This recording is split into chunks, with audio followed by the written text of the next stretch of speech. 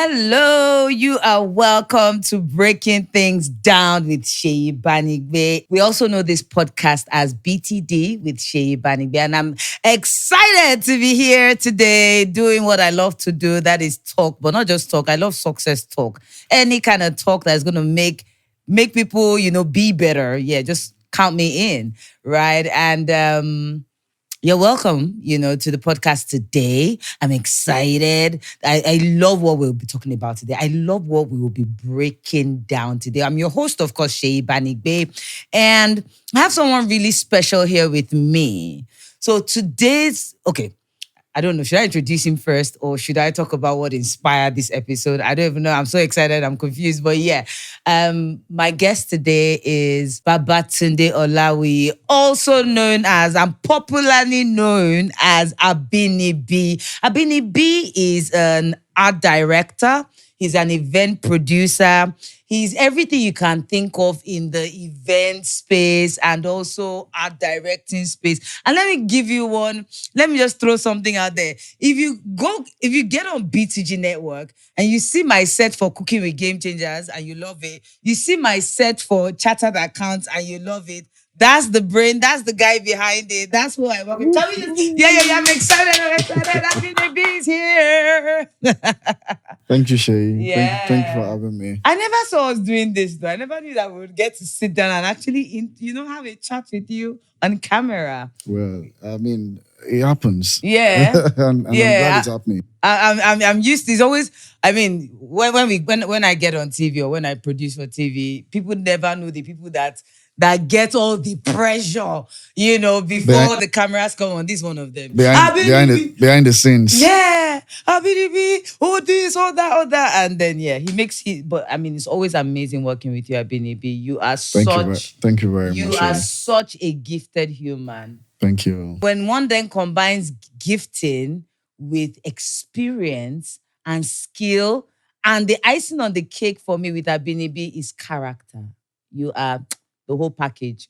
Thank you. Your wife better come and, cage you in the house because all this hype. But I'm not hyping him. That's actually hyping him. Yes, you see the other part of it is that maybe at home I'm not this person. But your work ethic, your work demeanor is beautiful. Thank you very much. Thank you. Because it gets to a stage in life where it's no more about who is the most affordable.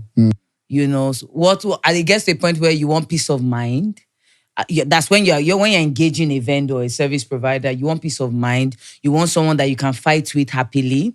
Yeah, because projects will always frustrate you, but you want to know that even when things are not going well, you guys can relate. You can talk, and you will reach a solution. Exactly. And even though a lot of times Airbnb is always a bit more expensive than others. But people say so. People say so. Look at you. People say so. But you see, what I usually tell them in turn is there's value at the end of the day. Oh, please don't market yourself. Abinibi, you're expensive. Moving on. Why we're here today is Abinibi, you are so talented and gifted. And hearing your story and realizing that you actually never worked for anyone. Like you finished uni and went straight at it. Entrepreneurship, here I come. And you've built something phenomenal today. I mean, your industry, like there's hardly anyone that is someone in the, event and art directing space today that does not know your name, that doesn't know Abinibi. You put together the most amazing event decor, styling, and the whole works, and even set production. People see a lot of my sets, my TV shows, and are like, who did this? I mean, it's always it's beautiful how you're able to bring people's thoughts and desires and, dreams to reality. But you didn't work for anyone. And that's why you're my guest today. Because today's discussion is inspired by my chat with Temilade of Titi Dog. He's the founder of Titi Dog. And that was on season 3 of Binging with Game Changers. You could check that out. It's on the YouTube channel is B2G Network. And it's on season 3 of Binging with Game Changers. And Temilade was also a very interesting guest. Titi Dog is one of your leading leather fashion brands. Today, they produce laptop bags, so many other things. Well, one major part of my discussion with him was, hey, Temilade, You actually, when you finished university, I think he went to Babcock or so. He Babcock, was yeah. selling. He was already selling his slippers and laptop bags, everything from there. But you didn't. You didn't go to work for anyone. And for me, that's critical because I am always proud to say it. Anywhere I go, look, I worked for well over 10 years in the corporate space. I'm a lawyer, but I practice. I first worked in PricewaterhouseCoopers. From PricewaterhouseCoopers, I moved on to such just thought I was company secretary, legal advisor. Like when you talk about gather experience, me I gather. Yeah, well, you see that there are advantages to that too. You see. Yeah, and we'll get there. We'll get there. You know. So, but when I meet people like you that didn't gather, that didn't gather like me, and you're actually thriving, it gets me thinking sometimes, and it gets me to think that this thing that I like to say, you have to get work experience, you have to get work experience. Shay, does this thing really hold true for everyone? Because this is a case study sitting in front of me, someone it that is. didn't get any work experience, but he's thriving. So we're going to break this issue down today with Abinibi. And when I was speaking with you, you had mentioned that, one good thing your dad did when you were growing up was he realized that you loved art. And he started giving you, drawing pads. He, helped you to harness that. And then you did that. And I mean, very, very quickly, can you just quickly take us on that journey of how you knew the art was for you? Okay, so I mean, taking you back, this whole thing started when I was in my GSS 3. It was a WAEC, junior WAEC period. I discovered myself, but prior to then, I'd been doing a lot of, destroying the home appliances, painting on the walls, painting on papers randomly. It wasn't defined, right? But it was during the junior WAEC stay-at-home period after the exams, and everybody were playing around, and there was this guy around the neighborhood that does art pieces. I usually just go and stand to watch him, and then he comes. Oh, his name is Dada, and he comes to assist me with this, help me with this, and then And while so I your was dad told you to actually go while I there. was assisting and helping him, I go back home to say, oh, or my parents ask me where you coming from or where were you all along, and there was no GSM there, so you then look for your children around the neighborhood. We were living in an estate, so it was quite a confined space, But then my dad now realized that, oh, if you had been doing all the scattering of the home, and you had also found somebody that you just go and spend time with, okay, what do you need to make this come to life? So he then took me shopping for art pieces, paint brushes, sculpting tools, chisel and hammer and the likes, and jigsaw because we uncut designs. And then, of course, I was lucky to have a dada that was patient enough to school me through, the part of, so I then started to make frames, those small frames. I love your frame, that you could easily sell to teenagers or young adults. They sell, they give to their friends and all that. Happy birthday, that you could have frames. So by the time you pictures. got to uni, what had this evolved into? What were you making at that stage? So in that process, I had moved from Dada to Uncle Annie, that does decor, that does kiddies party and does decor. And then I met Uncle Kunle, late Uncle Kunle Olakiton, that became my partner at the end of the day. I learned how to do fabric prints, sculpting in the better way, because Kunle was a Yabatech graduate at that time, and he had the whole of the experience that, could make a proper artist. So they started to shaping my knowledge and started to make me have proper definitive, works, that anybody could be proud of, to say this is an art piece. So I had went into the transitioning time from being in my primary school, secondary school GSS to SS3 graduate, I had evolved to be a proper artist. So when you got to uni, what were you doing with all of that gifting and knowledge? Right. So when I got to the uni, I saw a need. There was a gap in the uni. When I first got to school, I was still selling art pieces. But in the first year, there was a party. There was a university club party and all that. I studied banking and finance in Osu. That was 2001. 2000 2001 set, there was a first party. There was a need to make clothes, for students. And this customized clothes that you write your names behind and all that. So, and of course, before I came to school, I started making clothes. So there was just this fresh money that nobody was tapping into. So I was the go-to person for everybody. So when you go to school, you were doing clothes alongside your art, My art. and events. So luckily, as God would have it, as people realized that I could do clothing, then we had a need to get a decorator in one of the events. And I'm like, don't worry, I'll get it sorted. We just need to do this, we need to do that, I need to rent this. And voila, I came up with a design, a decor piece for the event. So were you able to buy yourself a car by the time you were done doing all this the business in school? Because it sounds like you were very rich in school. Well, so I was rich enough to afford every other basic things. Okay. But not a car. Not a car, fair enough. But at my 300 level, my dad got me a car, one of his cars that I wasn't using. So I'm going to ask you, you've built, you got right out of school and just started entrepreneurship. You just built up on what you had been building. What would you say, if you look back now, what would you say you've gained from not pausing after university to work for someone and you just going straight into it? What would you say that has given to you? So I'll say I am lucky. Because what I have gained it's not easy out there to do what I had done. Because it's a lot of, journeying through a dark path alone. That's what it means. An unclear path. Because fortunately or unfortunately as the case is, I didn't even have a mentor. I don't have an elder brother. Weren't you scared? Why did you think you were going to make it? Because you had been making money in school. You see, maybe that's one of the reasons why they call me Abinibi. I do strange things. I kind of believe in myself and what I want to do. Against you all don't believe in it. Yeah, it's okay. For instance, the name Abinibi, even before it became a brand name, a lot of people just tell me it's too ras, it's a local name. Why don't you look for a Johnson and James name? So you've never followed the crowd. And your dad, you told me something when we were chatting earlier. Your dad was a banker. You loved how he wore his suit to work. Did you even feel tempted, like, let me even be like my dad for some years?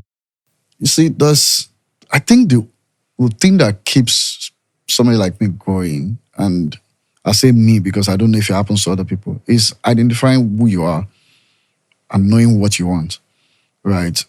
There's a lot of distractions out there. You wanting to be somebody else. You seeing somebody that you think, oh, this person dresses cool. I just want to dress like the person. Or this person is in this industry. I want to be in that industry because of the person. I am lucky to be that person that just does what comes to my mind and I stand by it. However, it might not sound interesting or look interesting to you. Sometimes it's a pitfall. I get a backlash from it. You're very scared of going bankrupt, hungry, not being able to feed your family. There are days where, I go penniless. There are days where, there's no... I can't even see the future. I can't see light at the far end of the tunnel, so I'm not even sure tomorrow. And at no point did you think, I need to go get a job? There were instances where the devil comes really hard. He calls it the devil. I tell you. So it's the devil because against all odds, you find yourself in that you're just in your corner, thinking to yourself, am I doing the right thing? Things are working, things aren't working. The pace is slow. It's some sort of depression mode, some sort of, But you see, what also brings you back is because you have God by your side and you're already, I don't know, I think it's just Abinibi. Because I don't even also know. You wake up the next morning and you just keep at it. I don't also know what just spikes it up again and say, you need to get moving. A lot of people are relying on you. A lot of people depend on you. A lot of people can't even hear that you're not doing what you're doing again, So maybe these are the old things, but I don't know how God does it. It keeps happening. Because I must say, it takes a lot of guts. It Especially in Nigeria, where, security, people need security. Women, as you can hear, manners again. Women want security. Everybody wants to say, okay, at the end of this month, I'm going to have this amount. At the end of that amount. So kudos. It's not for the faint-hearted, I must say.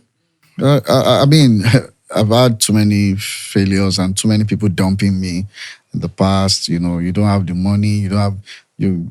I mean, I don't know if I'm able to say this here. My exes, I'm sorry, you can't be ready in 5 years. You can't be ready in 3 years. So one of my ex actually said that to me. Like I want to get married next year, and you don't look like you'll be ready. And she's still hanging around the corner. Hey, see shade. Abinibi, you're throwing shade at that lady. She's still hanging. So you see, sometimes I think it's more about one believing in himself or herself. People will make you lose your mind. People will make you lose who you are. People will make you lose confidence. But I think it's important to first of all know yourself. I, on the other hand, finished school. I'd been selling clothes right from uni. So I've always been a retail person, and that evolved into me starting Bland to Glam. I retail jewelry. Now we are in, malls nationwide and all of that. But even with how I, was making money then, in a night, back then, this is what, about 20 years ago, make like 200K in one night in Moremi, the money was, not bad.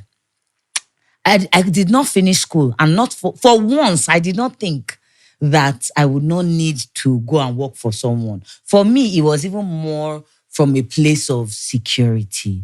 Like, then it even felt like, I can't even try that. I can't tell my mom that. Everybody has been spending money on you since. I'll now not go and, work so that me too, I can, sort of help out. And if there's anything that also was critical for me, I had always heard that there's what you learn when you're working for someone. You learn structure, you learn how businesses are run.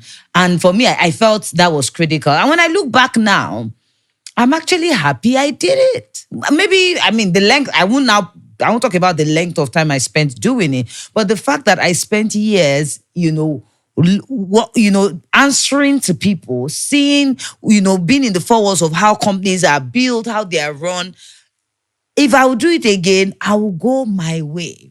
That's the honest truth.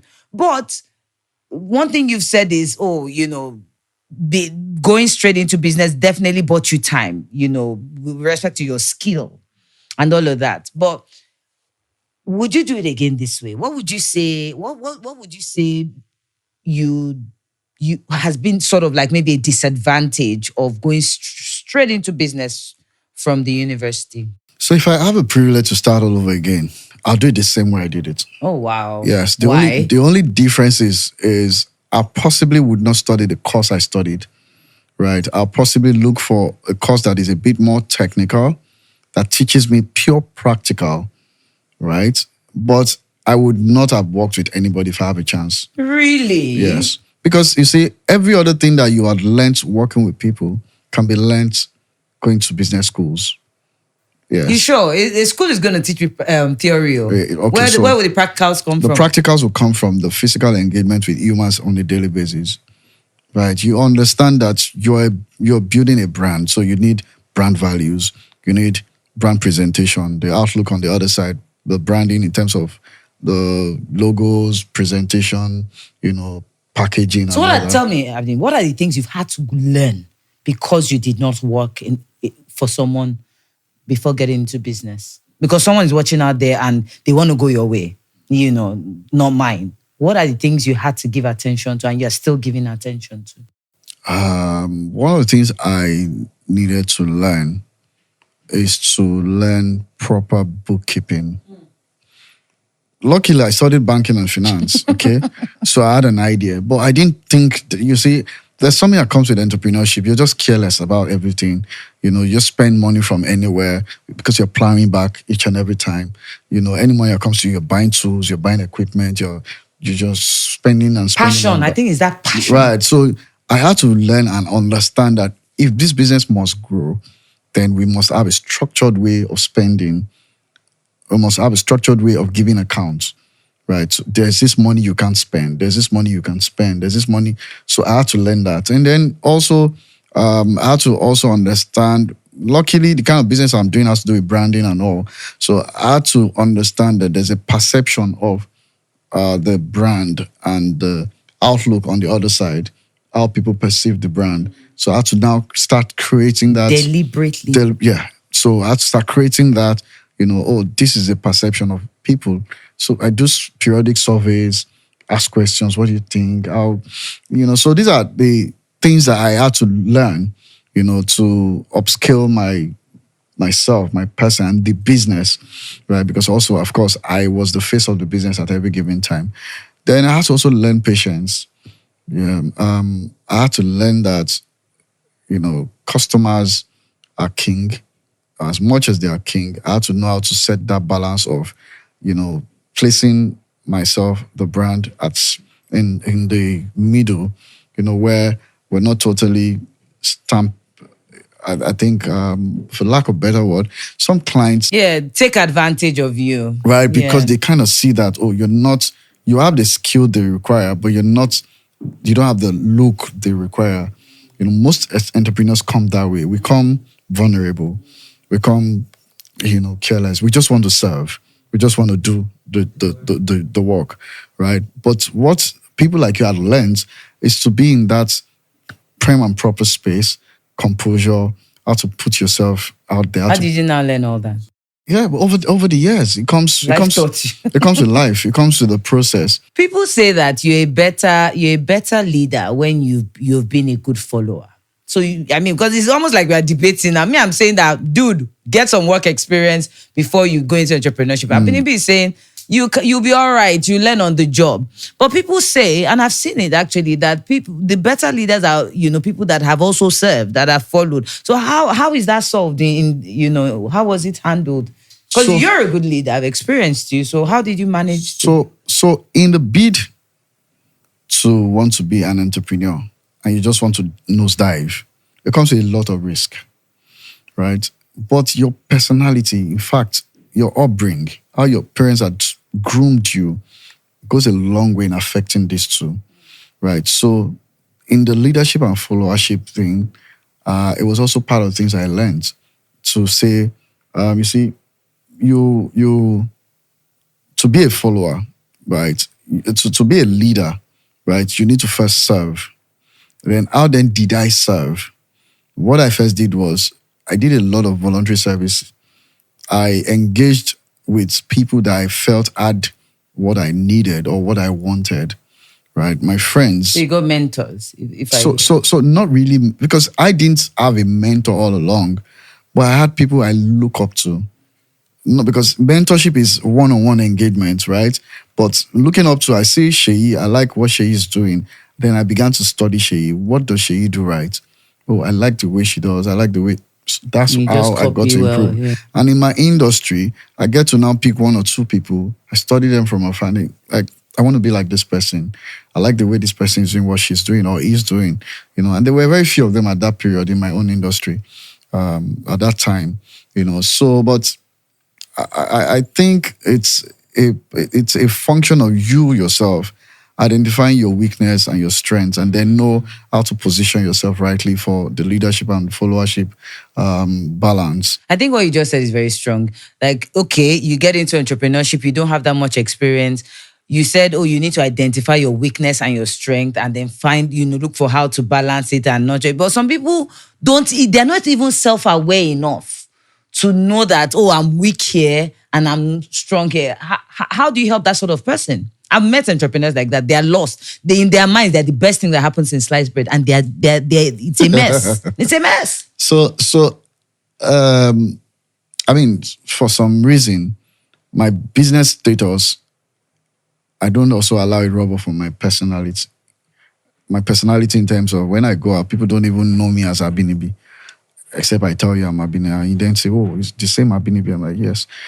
So a lot of times in the past, I don't put a face to the brand. If you go on my social media pages, I don't usually post myself, right? It's the brand. So now, in this case, it's an individual thing. It's a personal thing, right? People, you need to know how to bring yourself down, humility, bring yourself down to be able to absorb the strength you need, be teachable, right? Because if you, for instance, people are telling you your shortcomings as much as you want to be ready to say, after I am this, it's as much as you need to sit down to actually ask yourself a question. Are they saying the truth? Is it really something I should learn or know? So I usually do that. I do a self-reflection on what is it that isn't right? Am I doing it right? Oh, what she said to me, is it right? Can I totally discard it? I do that a lot. So it's a personal thing. So from what I hear you saying, you listen, you're listening to feedback, you're taking feedback, and you're also telling yourself the truth. The truth. Because I think this is one major missing link with people that just set out and say, you know what, I'm going to do this, I'm going to do that. And some of them, you literally see them running into a trailer and they don't just get it. But if there's anything I'm going to take from what you said is be humble enough to learn. Listen to the feedback people are giving you and also chase after it, like chase feedback. Because if you really are, I have always pushed for people gaining at least 2 to 3 years work experience. But sitting with you today, if there's anything that I'm taking from your story is the fact that if you're intentional, and if there's a level of intentionality about the fact that, okay, you know what? The easier way out is to go in to get work experience. Since I'm not going to go down that path, I am going to have, say a mentor or, a way whereby I'm going to, make sure I'm getting feedback on my performance. I'm appraising myself. I'm improving myself. Before we run, though, I'm going to ask Abinibi, say your child walked up to you now, a very young child said, oh, you know what, Daddy? I want to be just like you. Art director, putting events together. How would you chart his growth, career growth and knowledge growth and everything? Say maybe from how you started out from your GS3, what would you do differently? Okay, luckily, I hear in schools these days, there's a lot of vocational studies, quantitative studies, in schools these days. So children or the words they're able to learn practical things with their hands, and it helps them improve and shaping their skills. I don't know if there's so much of that going on, but so this is what I would do. If there is none in my child's school, what I'll do is the weekends I would engage them physically on this practical knowledge. First, I'll discover their talents, right? And then help them understand that you can actually be a better person. For instance, my younger brother is an athlete. He's a childhood athlete. It started from my dad groomed him, took him to stadium, bought him football, running kits, the slides they used to run, spike shoes and all that. So, and now he became an athlete. He, when he relocated, he was running for Spain at Valencia at some point. So I think we need to clap for your dad, David. Yeah, like he was very deliberate about each of your gifts. So my dad is my hero, okay? He made us who we are, but unconsciously of him, right? Because today, if you say to him, he wasn't even conscious that was what he was doing. He was just doing what he had to do, right? And today, my younger brother is a coach to athletes in Spain, and it's just from your dad saying that this child has something. Exactly what I had to. So it's the parent helping the child discover that they can be better at what they are doing. So what? For instance, your child wants to become an event producer, an art director like you. What course would you tell that child to study in uni? And what kind of uni? So fine art and applied art opens you up to basics, right? Then you then begin to now discover your specialty, right? What exactly? For instance, like I said, I know how to cut and sew. I know how to paint on fabric and canvas. But I had now evolved to be who I am now. So the child has to go through the rudiments of learning the practical, basic knowledge, right? Then after uni, you're grown enough to say, your left from your right. You're grown enough to say, this is the direction I want to go. But in the primary school, secondary school, learning the rudiments is very important. As much as you're going to the university, I prefer to do a technical course that puts you, on the spot all the time, not biro and paper administrative courses, so that you're engaging physically, you're learning to use tools, equipment, managing them, safety practices, standard practices. For instance, some years in the past, electric shocks, from wires, I cut myself, but now I know how to go through sewing machine without stitching my hands because I'd stitched my hands in the past. So There's a alongside lot all of of that practical knowledge, what else would you be ensuring the child is equipping themselves with? another thing I think is important is to learn a lot of leadership. Well, I learned it through business schools, right? It helped me identify how exactly to, the way I perceive myself and the way people perceive me, how then to set a balance, right? I think it's also important. Yeah, of course, I went to the Daystar Leadership School too, so all these things, leadership, business, courses, and the just short courses, 2 month courses, 1 month course, So just the to child needs to take all of that yeah, to it helps shaping the mind. It helps define the path. It helps reduce the risk and the losses. So I think those are like the ways I would help the child grow. If, for instance, I hear, oh, there's a conference somewhere, I don't mind paying for the conference. The child would go. I don't mind going to drop and pick up the child. Go to, if it's football, take your child to the pitch. Spend 30 minutes, 1 nurture hour. that stuff. Yes. So help the child discover themselves, and this was what my own dad did for me. And so you would actually look at your child today and say, you know what, after taking this course, taking the short courses, studying fine and applied arts, fine art, yeah, just once you finish school, get right into the thing and I tell you, and start your business. there's nothing as good as that. The Igbo guys do it consciously, right?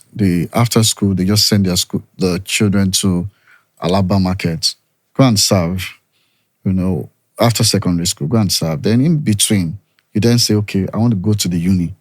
Then they would now consciously invest in you going to the uni while you're still serving. So each time you're on holiday, you come back So to that's serve. IT. So you That's are working, that's IT. you are learning, That's you are internship. working. So you begin to learn the management skills, the structuring the business part, the leadership skills. So it's something they consciously do. That's why you see them, a lot of wealthy Igbo guys around the corner. It's because they learn business. So if I hear you, or you're saying, look, it's okay for a child or young adult to start their businesses once they finish school if they've deliberately built, gained experience working in the business space, getting internships, getting their hands dirty, basically. And I think that means you yourself and Temilade, Titi Dog, the founder of Titi Dog, this is exactly what his response. I reckon you watched the episode as well. And that was his take. Like he was insisting, he worked, throughout his uni. You wanted to say something? Yeah, I've known him for quite a while. You know him personally? Personally, and I usually look up to him, in terms of, I know when he started, when he graduated, how he started, and how he became what he is now. So I'm excited to identify with him. Oh, I know him. And you see, he's done well for himself. You want to say the family he came up from were comfortable financially. So he was able to get the resources and then use it actively to grow his business. But some people, despite having so much wealth, I've done nothing with it. So with the little he had, he's built an amazing business empire. I just saw his flagship. His store opening sometime ago, and it was. Yeah, and I know he's got something in Dubai as well. so amazing stuff. That's I think he's making all that stuff right here in Nigeria. That's interesting to see. Shout out! You guys should go watch that interview with the founder of Titi Dog. He's on season 3 of Binging with Game Changers. The YouTube channel is B2G Network. So I would say you yourself and Temilade are from the same. Yes, you're cut from the same cloth, which is you guys insist that look, while you are coming up, go learn, go for internships, start working, so that if you are that person that wants to start, your business once you finish school, make sure you've gotten your hands dirty, make sure you've served, make sure you've worked, so that you've gained, at least as much experience. And then by the time the business starts, you are going for courses. You are, still brushing up. So what was the last course you went for and when? The last time I was in class at all was Lagos Business School. Oh, when? Just about 4 months ago. 4 months ago, amazing. What did you? What was that about? It was a project management and events production course. Beautiful. So you are constantly learning. That's what I see. 4 months ago. Well done, Abinibi. And it's, for me, it was a value added time for me. Be proud to then. I'd not done any major course in the past, but for me, it was really good. I did that for myself because it also improved my knowledge. Amazing. Well done. Well done. Well Thank done. you. I mean, I Thank you, love Shay. I love this chat because we've both shown that anyone can work.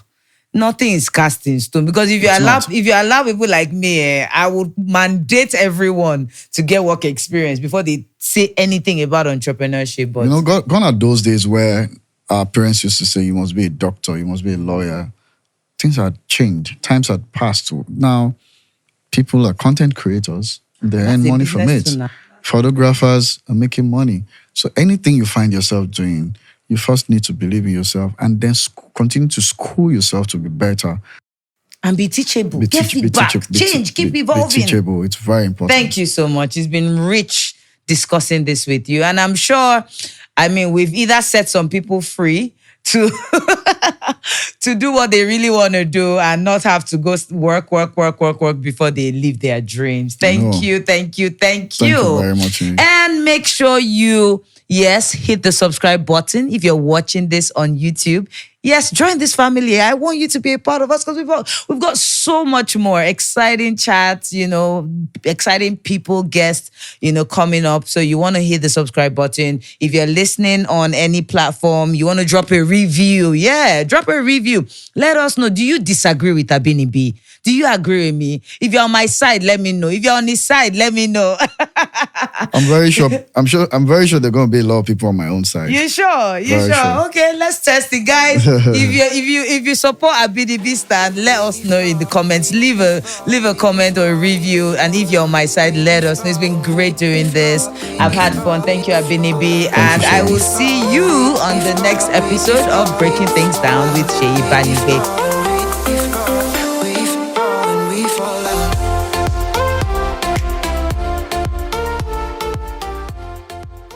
Thank you so much for watching the podcast. I'm so happy you're here. Let's become family. Hit the subscribe button and stay tuned for all the yummy stuff we have for you on this channel. Thank you.